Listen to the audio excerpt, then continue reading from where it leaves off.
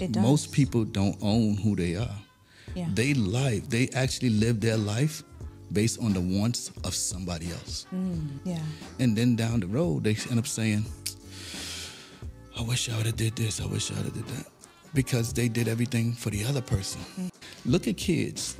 If you tell kids to do whatever they want to do, they will always do what's in their best interest. They're not doing what's in your best interest.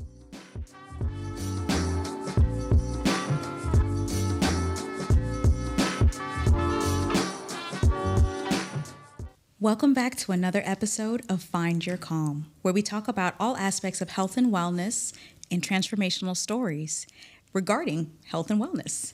And today, I have a really interesting guest with us today who has some pretty great stories. I've gotten to know him over a very short period of time. Thank you, Wendy, for connecting us. And was really moved by some of his philosophies and what he has experienced. Dr. Ricky Gallaway is the president and CEO of Transcontinental Consulting, which is an innovative management consulting firm headquartered not only in the U.S., but also in Ras Al Khaimah, also known as RAC, here in the UAE. And he's got a really interesting story to tell. So, Dr. Ricky, thank you for being here with me today. My pleasure, my pleasure. So let's get started. Let's talk about your background, where you grew up, how you came to be who you are today. Oh, well, let's see. Grew up in the Bronx, New York. I was born in St. Thomas, Virgin Islands. Then moved to Harlem, New York. We later moved to the Bronx, where I pretty much got all my education in the Bronx, as well as once I finished high school, I went on to Binghamton University, upstate New York. Came back home after I graduated from Binghamton. Of course, pledged Kappa Alpha Psi, yo. And my first job out of college was I was a bio-foster care social worker, where I worked in the foster care systems with both the transitioning the children to or from their home or back into foster care. Okay. Then left that and went into that's when I started my law enforcement career and went into the New York City Probation Department as an adult supervision probation officer. And then I went into the field service unit, where basically what we call the warrant squad. Okay. And stayed there for, 7 years, and then I moved to Virginia. Okay, all right. When I came to Virginia, I worked in law enforcement again, stayed in the sheriff's office, worked in corrections. Then I went out and got my first master's degree in information systems. And pretty much back then, I aged myself. I traded in the badge and gun for a BlackBerry and a laptop. So you can imagine how long ago that was. I remember those. Okay, so started my IT career at that point in time. Then somehow or the other, I got a little bored and decided to go back to college again. Got my second master's degree in international business. Continued working in IT and then started learning a lot more about doing international business. And then I guess I got bored again. Seems like when I get bored, I tend to go back to school. So I went back and got my doctorate degree in organizational leadership with a specialization in information systems and technology management. So you went from the Bronx to law enforcement to IT to international business consulting to doctor in organizational management design. Pretty much. That's a journey. Yeah, and so ironically, I wrote my dissertation on the impact of offshoring on the IT worker. So while I was working on my dissertation, the organization that I was working with did a reorg. Okay. In corporate world, you could call it reorg, downsize, fired. They all even mean the same thing. You're out of a job. You're out of a job. So, but we did a reorg. So reorg just means it's not performance-based. It's the department you was in. Well, the division I was in was offshore to India. Got a really generous severance package, so I was not mad at them at all. money does cushion things. That's true.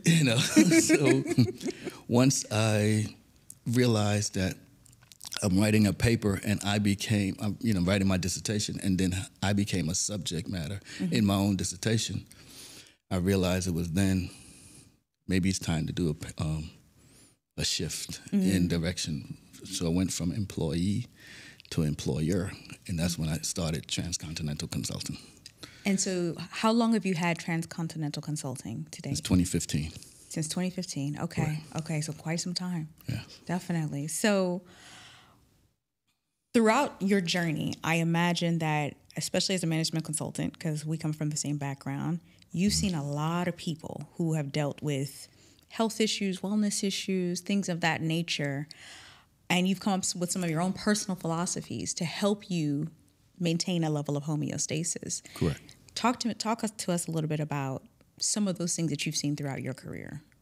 Well, one of the things that when it comes from even my time as an employee, I always had the one philosophy of I need a job, I don't need this job. So Nugget number one. I remember one time I went to an interview, and the interviewer said, I see you only been at a particular job for 10 months. What happened? And I coyly said, I fired them. And you fired the employer. You fired them? What do you mean you fired them? I said, well, if I'm working for you and you don't like the way I work, what are you going to do? He said, well, I'm going to terminate you. I said, well, I terminated them because I didn't like the way they worked. I understand.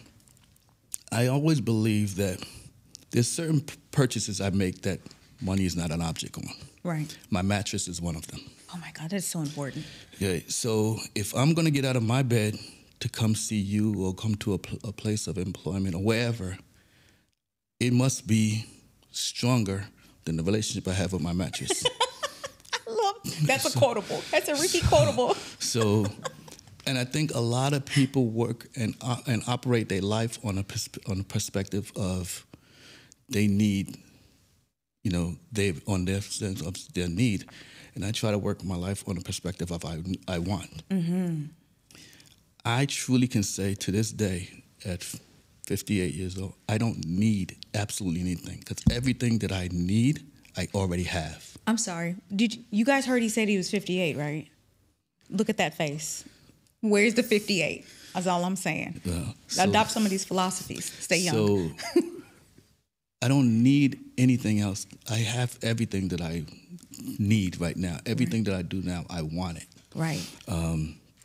So as a result, when you recognize that it's just something you want, I can want it today and I can want it a year from now. Mm-hmm. I don't need to stress about it today. First of all, I think a stressed mind never thinks right anyway. It doesn't. So you lose perspectives once you start stressing about anything. So that's pretty much it. I try to keep things as simple as possible and be as direct as possible. Mm-hmm. I think a lot of times we sugarcoat the words that we're saying, which leaves margins for interpretation. Correct. Say what you mean what you say, and then you don't have to worry about margins for interpretation. People say, well, did you mean? No, I said exactly what I meant. How would you recommend someone do that, though? Because for a lot of people, we've grown up with shame and guilt and a sense of politeness and political, you don't say certain things around certain people or above your stations even so. So how would you recommend that someone speak their mind in a way to help create that healthy level of boundary? As long as you're always respectful, you don't have to agree with what I said, but as long as I respect you as a person.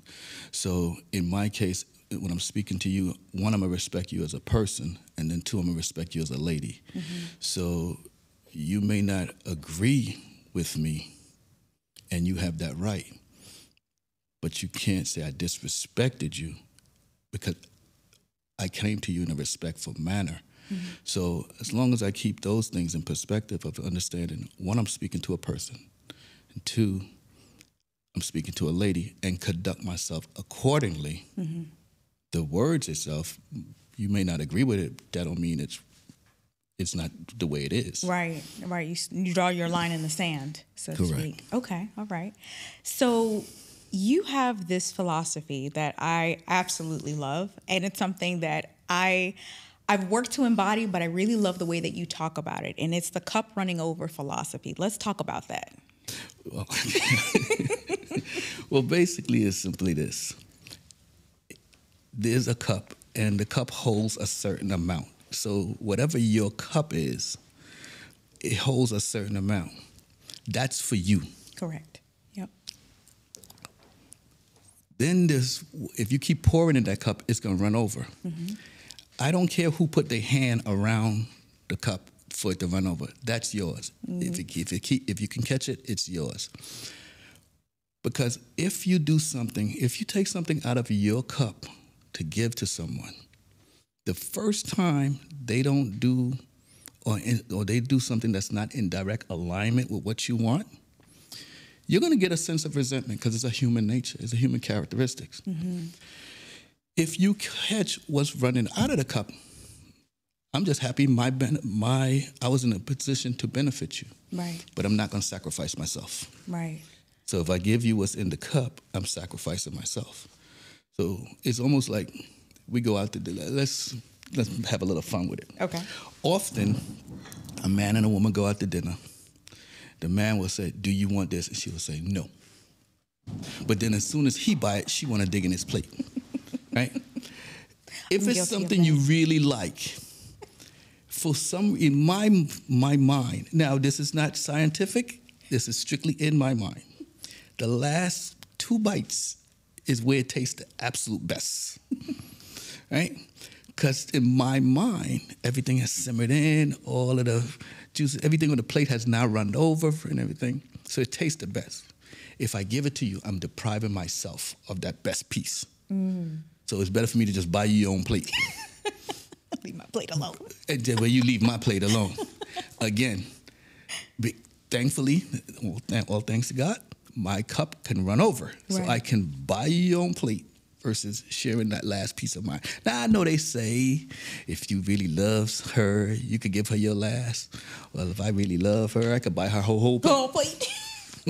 And I'm in that position where I don't have to give you my last because I could buy you your own plate. Buy your plate? I'm good with that.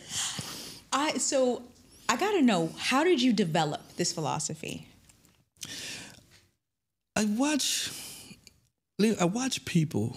I like to watch people. One of my favorite habits is people watching. Okay. And I remember an exercise I had to do in law enforcement because I was on special task force in there. And we had a exercise where you see a photo and then you had to write down as much as you can remember from that photo in a short period of time. Mm-hmm.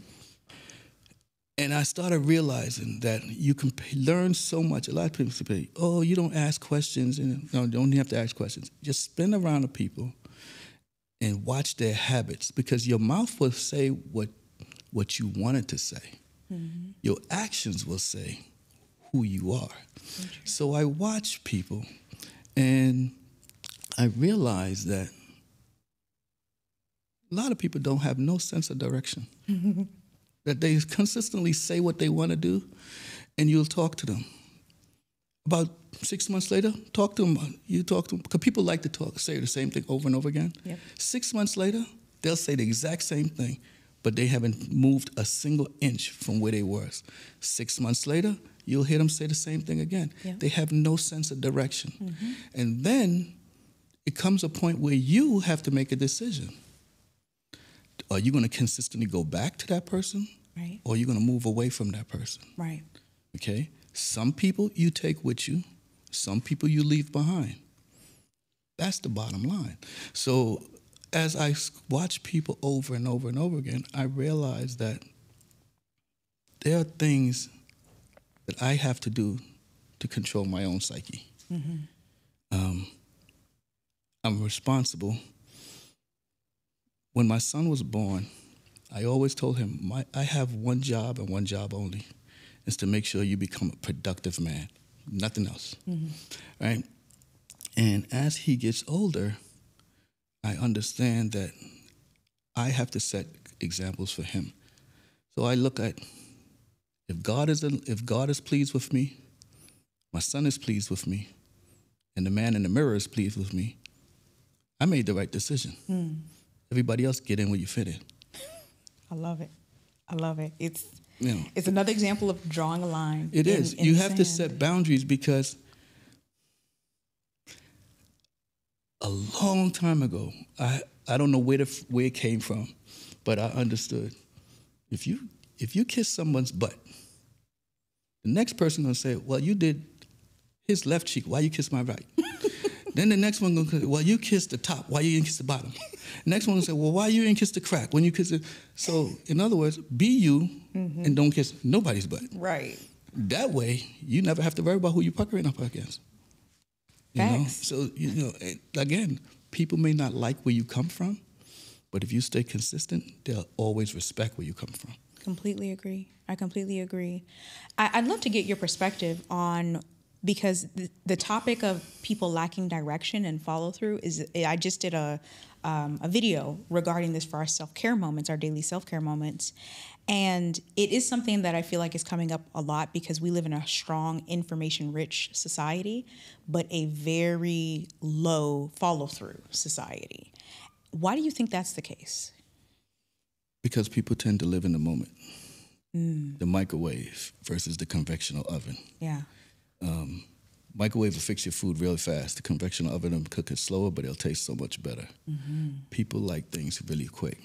So if I can give you a smidgen of something really quick just to satisfy your immediate need and move on, you're going to be happy. It's not till after the microwave food start getting cold, it start getting a little rubbery, right? So that's why you have certain people that will consistently need motivation, because what motivation does is motivation gets you started, gets you riled up. It's like the cheerleaders at the game. Yep.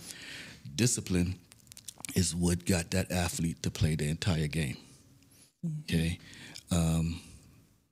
When you're down, when you're losing, your motivation tends to decrease. Right.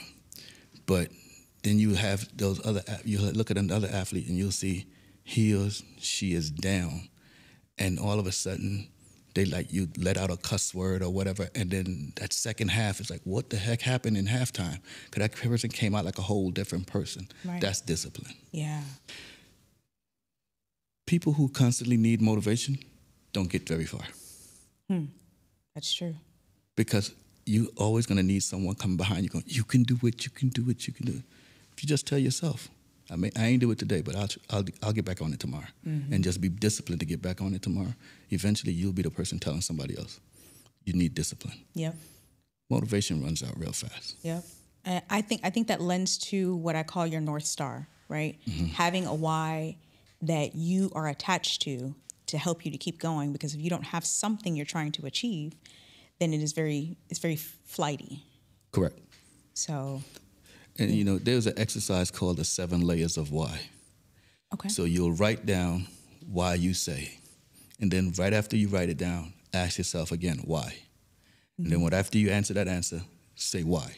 And then after you answer that answer, say why, until you get to that 7th layer. Eventually you get to that actual why you doing it. Yeah. It's like you'll hear a lot of times people say, well, I do it because I used to be one of the people saying, well, I do it to make sure if my son is good. Well, guess what? I already made sure he's good because he signed and bought his own house at 24.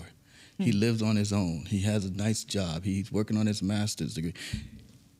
So he can't be the why, and he's not that 7th layer why. Right. Ultimately, I like doing what I want to do. That's why I do it. That's why you do it. Yeah. And that's strong enough. You can play with, because when you say it like that, it sounds selfish. We should break down that word. It sounds selfish, and understand that even on the airline, they tell you, put your mask on first, then help somebody else. I can't help you if I'm not here. Exactly. So I need to take care of me first. No one comes before me. I put nobody before me. People call me selfish. I can care less. Right. I've already done my job as a father to raise him. Now my responsibility is to be his dad and show him, hey, this is coming down the pike or whatever, and still give him the tools, but the desire, the free will to make his mistake or be. Because one of the things I notice in him is the things that make me most mad about him is the things that make me most mad about myself. It's a mirror. He's literally my mirror, and I'm cool with that now, because now I realize, well, you did it. This was it. There's no need to be mad at him when he says he want to do something on his own, because that's what you do. Right. You did it. So, Right.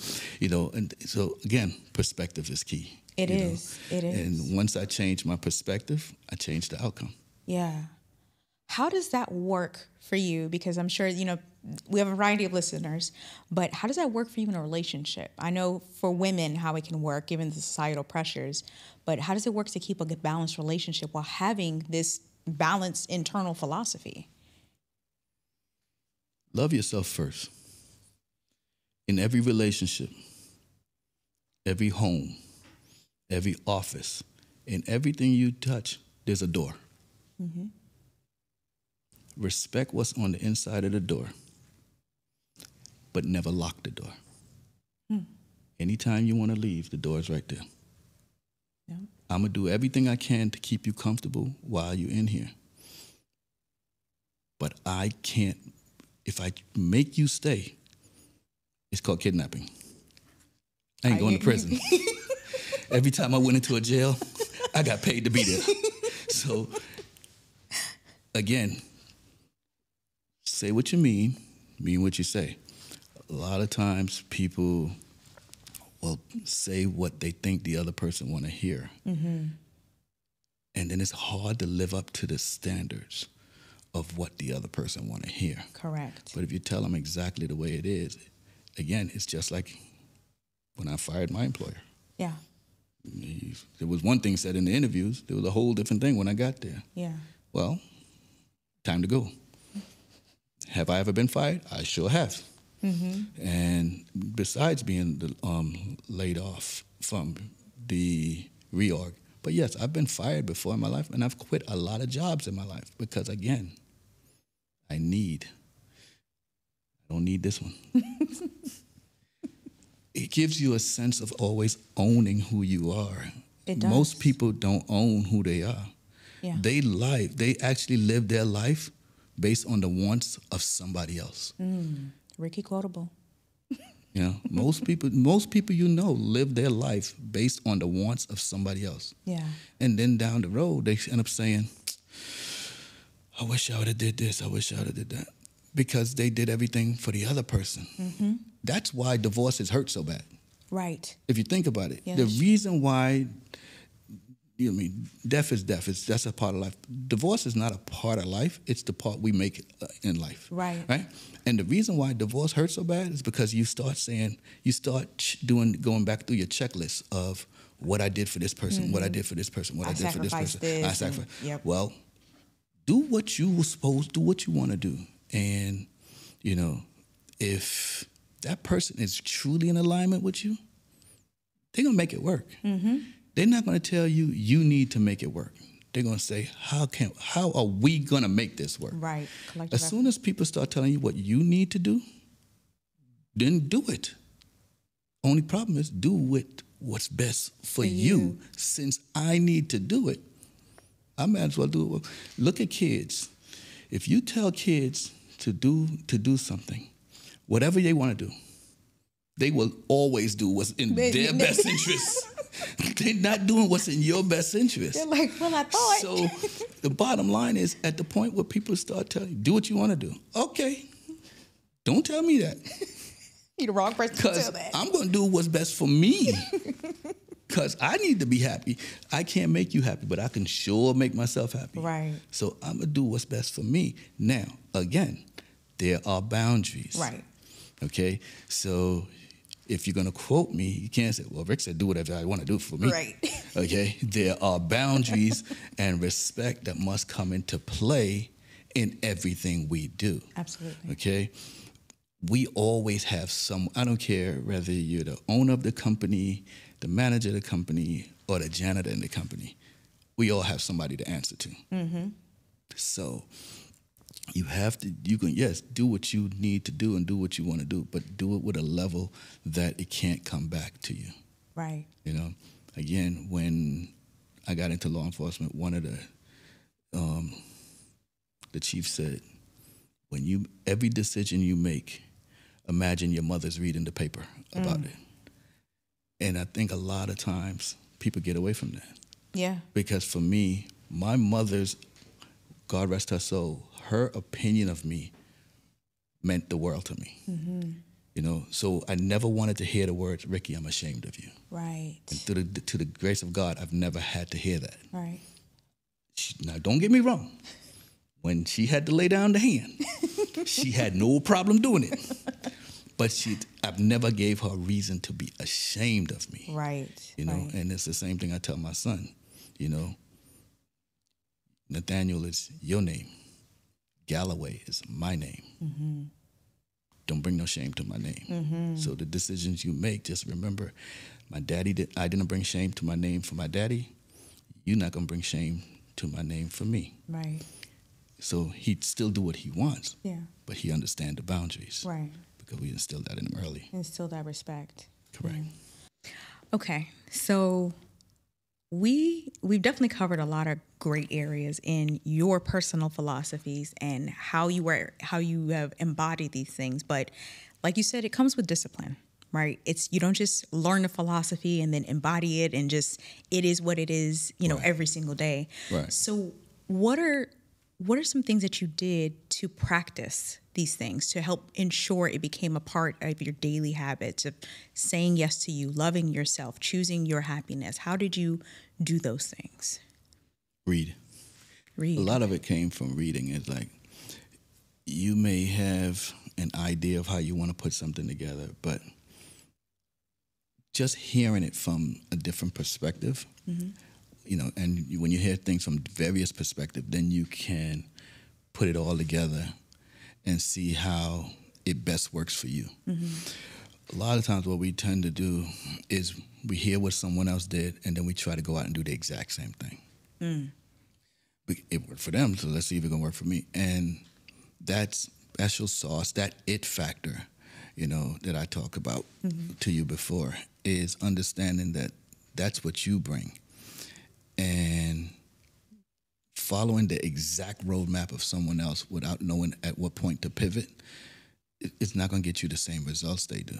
Right. You know, so for me, it was reading, watching other people, and just trial and error. I've had some bad breaks, but I think one of the things that I don't do is live in my trauma. I live in my triumph. Most people focus so much on the trauma that was in their life. Right. And when in my childhood and in this and right. Everybody's got something. Everybody got something. So stop focusing, stop trying to live in the trauma, because nobody really gonna feel sorry for you anyway. Mm-hmm. Right? I know people, we say things like, you hear nice catchphrase like, be kind, because you don't know what the other person just went through. Mm-hmm. And that is very true. But when it's all said and done, you're still looking to get past where you want to go, mm-hmm. you know? So my thing is understand that no matter how bad my yesterday was, God gave me another 24 hours because I got my today. Yeah. So I can live in today and plan for tomorrow. Why do I need to keep wasting time focusing on yesterday?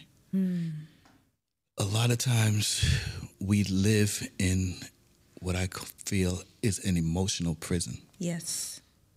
And what people put you in is, if I can constantly keep you saying sorry, I can consistently control your emotion. That guilt cycle. It gets a point, exactly, the guilt cycle.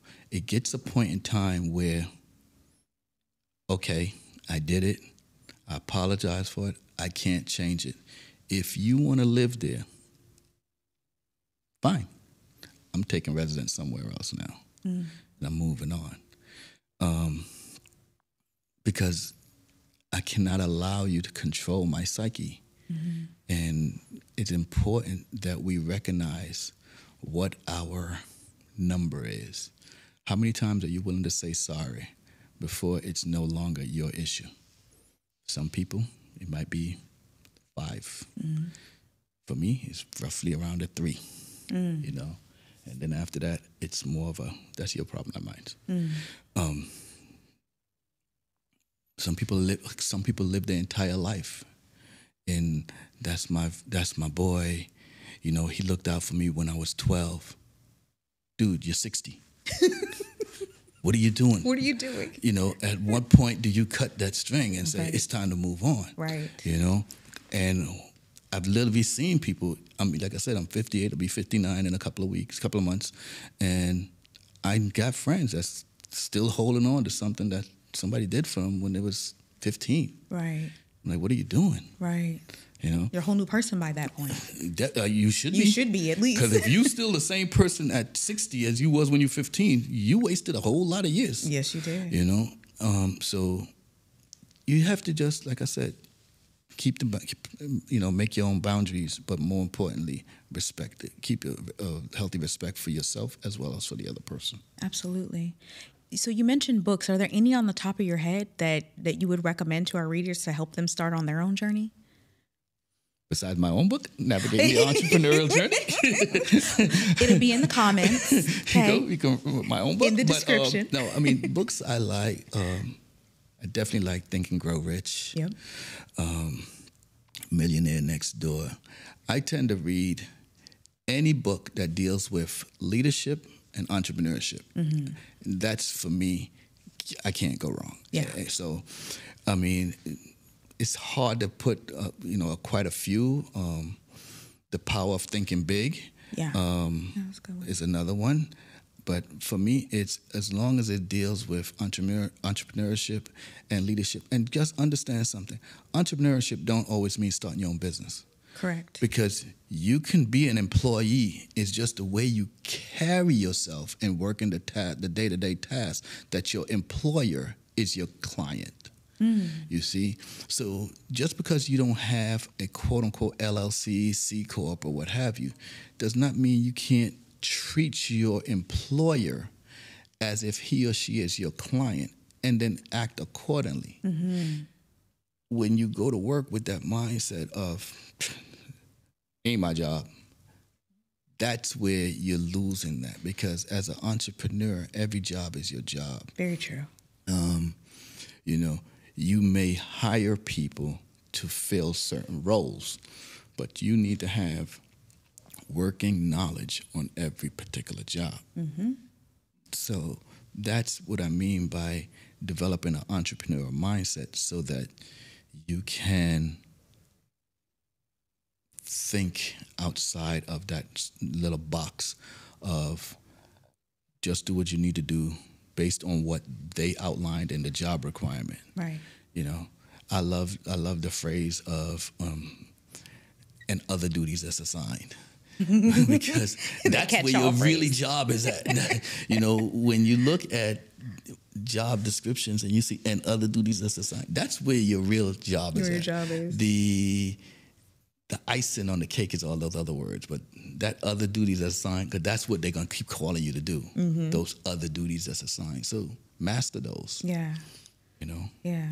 That's a really good way to think about that. I don't think I've ever heard anyone say treat your job as kind of like almost your own business. It is, yeah, because every task that you complete represents you. Yeah, that's true. So again, just like I tell my son, don't bring no shame to my name. I don't want to bring no shame to my name in duties, in tasks that I perform. Mm-hmm. I want, when you leave a job, the employer should hurt that you left, not be happy that you left. Mm-hmm.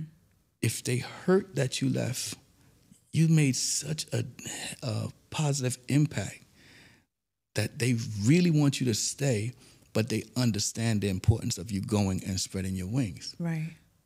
Those are people that made the difference. That's right. Those are people that represented themselves so well that we know you have to leave, and we're not going to be, quote unquote, selfish to keep you here and lock the door to keep you here. But just know the person that come behind you got some big shoes to fill. Shoes to fill, yeah. And that's the mindset that you want to leave people with. Absolutely. So with all of these big philosophies, and you're a hardworking CEO yourself. You're international. I imagine you work hard and you got to play hard. Yes. So let's talk a little bit about that. How does Dr. Ricky Gallaway find his calm? The gun range. The gun range. I love it. I call it my therapy session. It's your therapy session. Yes. I go to the gun range. You go to the gun range, get it all out. It's not even a thing of getting it all out, but when I go to the gun range, I try to take a minimum of 4 or 5 different firearms, and each one of them has their own personality. Interesting. Right? They have their own kick. Then you can have the same firearm with different grains of ammunition, so that you're going to get a different feel. So I enjoy challenging myself to get as small, what we call a shot group as possible. Mm-hmm. I try to keep mine right around the size of a 50 cents piece. What's a shot group? Because I'm not even familiar what that is. It's when you may fire, say, 3 rounds. Mm-hmm. You want those 3 rounds to be, ideally, if you can hit the same hole 3 times, that's outstanding. Okay. But if you can't, you want them to be as close to each other as possible. Got it. Okay. So the further I move back, the more difficult it's going to be to get that shot group. Okay. But the steadier your hand, the steadier your breathing, the steadier your trigger control, the more you increase the chances of hitting that same spot. Okay. So for me, as I've moved back further and further, especially when I'm firing rifles, I still want to hit the size of roughly a 50 cents piece. Okay. So when you're talking about 100, 200 yards away, I still want to hit that 50 cents piece as if it was 10 yards away. That's got to be difficult.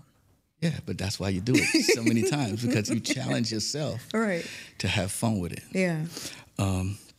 That's one thing. Okay. I like working out, so I like training dogs. Really? I train dogs to do police work as well as canine bodyguards. Okay. So I enjoy doing that. I'm not a good basketball player, so I could throw the ball up. When I was playing with my son, I could throw the ball up there, but I'm not a basketball player. That's not how you find your calm. That's not my line, my lane. So that's not. But I like things that challenge me to just be, that I can literally go off in my own world, because I can think while I'm there. Okay. So when I'm at the range, as noisy as it is, once I put on air protection, it's still just me, my finger, and the target. So it's like free range thinking. It's free range thinking. I could think about things. I like to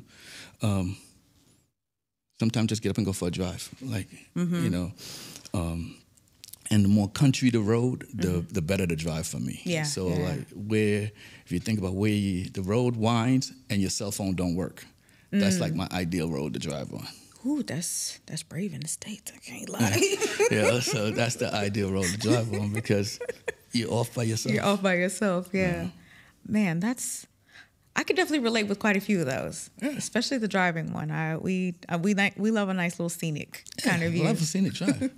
And if I can see horses and cows, that's even better. I know, right? Nature ties it all together. Exactly. That is wonderful. I really do appreciate you sharing all of this with us today. I got to learn a little bit more about you that I didn't know before.